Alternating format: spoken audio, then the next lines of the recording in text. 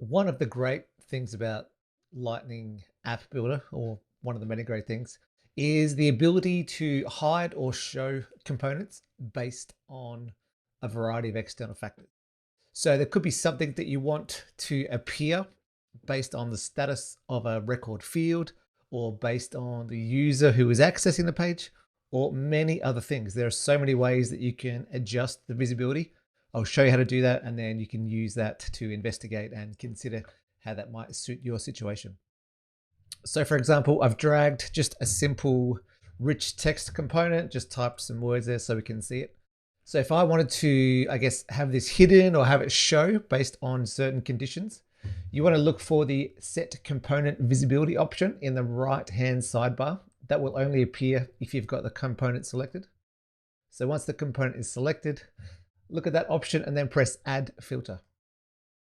Then you can filter the visibility based on a record field, based on a device. So, on mobile, you can show it, or hide it on mobile and show something else, or advanced fields. So basically, what I often use is where I want to show one dashboard to people of a certain role and a different dashboard to managers, for example. So if we've got the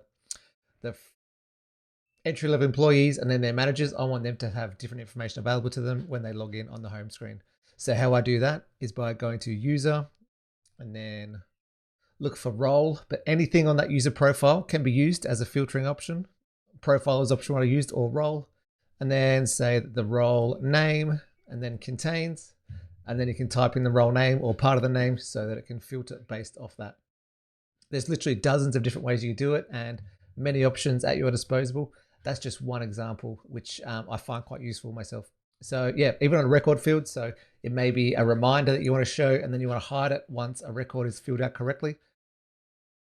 And yeah, the possibilities are literally endless. So to set visibility, select the component, come down to visibility and select add filter, and then all the different options for that particular component based on that particular page will come up, because different components and pages have different filtering options. So you just need to see what's available for each component on the relevant page you are working on. Hope this helps.